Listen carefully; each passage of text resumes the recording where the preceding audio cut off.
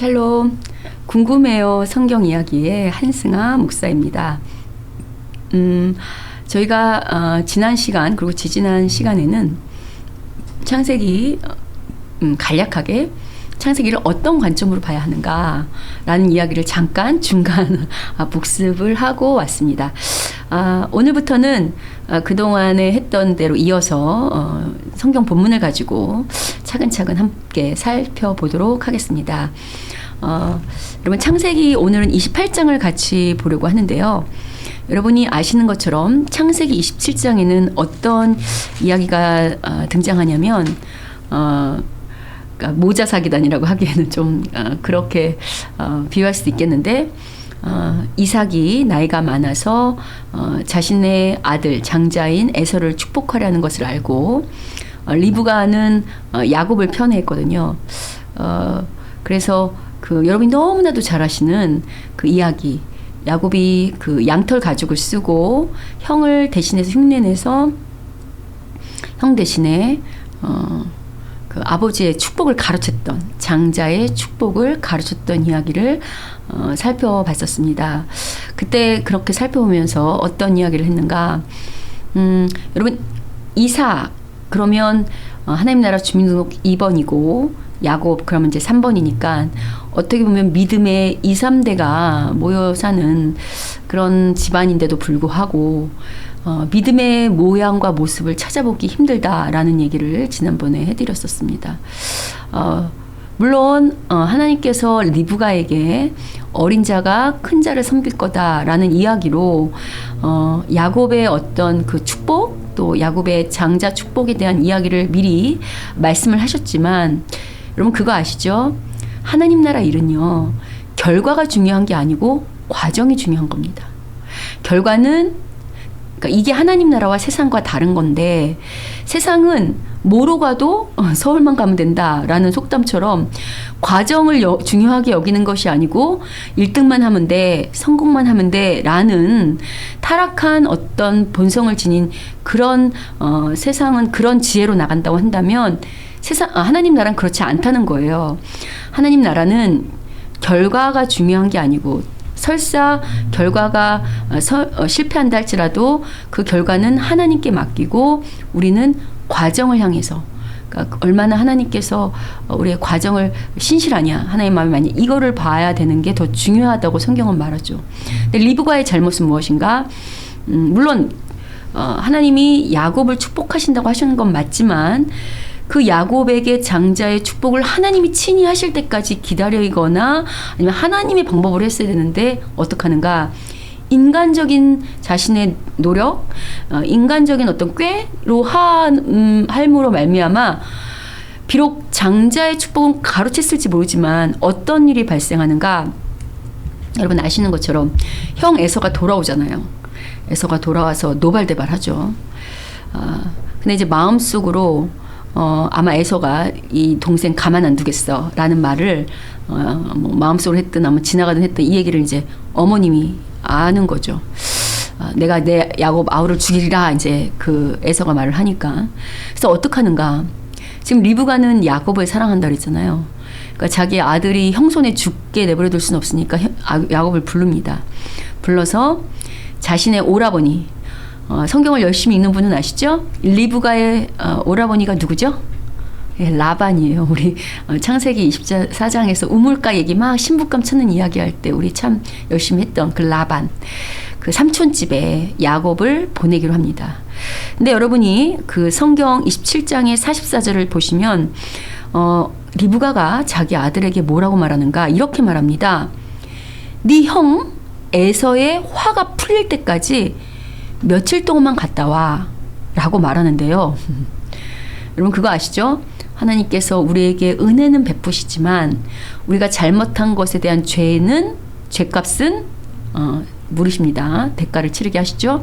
그래서 죄가 무서운 거잖아요. 용서는 해주시지만 리브가는요 한 며칠만 갔다 오면 자기 아들을 볼 수 있다고 생각했는데 이 리브가가 자기 남편을 속이고 에서를 속인 이 사건으로 말미암아 리브가는 이제 이 아들을 떠나보내고 평생 아들을 보지 못합니다. 생각 외로 우리가 이미 알겠지만 야곱은 삼촌집에서 거의 20년 가까이 살다 돌아오는 동안 어머니가 죽게 되거든요. 그러니까 이런 것만 봐서도 우리가 얼마만큼 매 순간 하나님의 뜻으로 정말 하나님의 방법대로 하나님 나라 그 방식을 고집해야 되는 건지가 이런 말씀을 통해서 우리가 도전을 받고 교훈이 됩니다. 혹시 오늘 어떤 선택을 하려고 할 때 하나님 방법으로 하면 손해가 날 것 같고 인간적으로 하면 유익이 될 것 같아서 머뭇머뭇하고 계시는 분들 계시다면 성령께 물어보시고 다시 한번 물어보시고 또 말씀을 통해서 세상 방식이 아니라 과정을 중요하게 여기시는 하나님이신 걸 믿고 그리고 그 하나님이 언젠가는 내게 가장 좋은 것을 주실 걸 믿고 하나님 나라 방식대로 선택하시는 여러분 됐으면 참 좋겠네요. 자, 저희가 이제 지난주에 그런 이야기를 지지난 시간에 이제 전에 해봤고요. 오늘은 어떤 이야기를 하려고 하는가? 드디어 이제 28장에 보시면 이삭이 야곱을 불러서 축복하면서 이제 보내는 이야기가 나옵니다. 그런데 참 그래도 아버지가 아버지인 것이 자기를 속였지만 그래도 아들이라고 야곱을 축복하며 보내는데요. 이삭이 야곱에게 당부하는 게 있어요.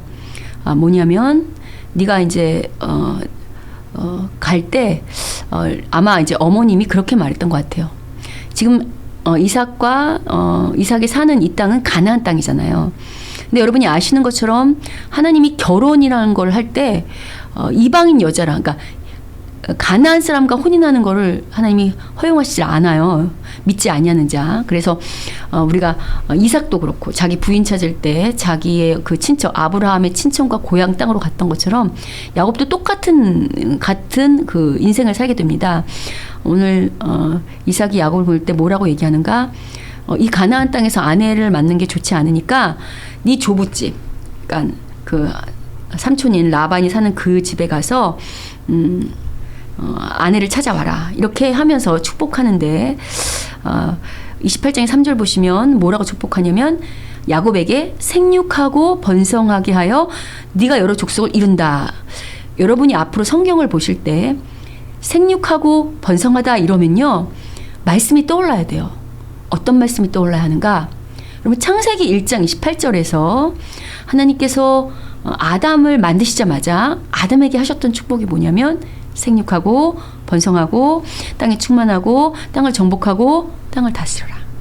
이 약속, 이 축복의 약속이 아브라함에게도 약속이 되는 거고 그 약속이 이제는 이삭, 야곱, 요셉 이렇게 이스라엘 민족에게 점점 더 구체적으로 확장되어 가는구나 라는 것을 이제 여러분이 이런 구절 보실 때 아셔야 해요. 성경은 하나님의 약속이 되게 중요합니다. 좀 어려운 말로 언약. 그러니까 여러분이 그런 것들만 잘 붙들고 있어도 오늘 하나님이 나한테 그 약속을 어떻게 성취시키시는지 어떻게 이루려고 하시는지 훨씬 그 이해하기 좋게 될 겁니다. 왜냐하면 해석의 능력이 중요하니까요. 믿는 자는 믿지 아니하는 자하고 다르게 하나님의 시각으로 내게 일어나는 문제를 해석할 수 있어야 되잖아요. 그러려면 그게 중요하죠. 뿐만 아니라 4절 보시면 아브라함에게 약속하셨던 땅에 가는 것도 야곱에게 약속하시고요. 그러니까 지금 보시면 자손도 약속하시고 땅도 약속하시고 정복하는 이야기도 하시고 생육하는 번성해서 다스린 이야기도 하시는 걸 봐서 지금 우리가 뭘 할 수 있는가? 비록 야곱이 엄마하고 짜고 범죄했지만 하나님은 그에 대한 죄의 대가는 물으시지만 당신의 백성과 맺은 그 약속만큼은 하나님이 친히 신실하게 지켜가시겠구나, 지켜가신다라는 것을 성경이 우리에게 말하는 것입니다. 혹시 여러분 오늘 여러 상황 때문에 절망 가운데 있는 분 있다면 다시 한번 하나님의 약속을 상고하십시오. 다시 한번 말씀을 상고하신다면 여러분이 오늘 큰 힘과 새로운 소망을 얻으시게 되실 줄 믿습니다. 우리 그렇게 도전을 드리면서 다시 한번 힘과 용기를 가지셨으면 좋겠고요. 저는 또 다음 시간에 찾아뵙겠습니다. 샬롬.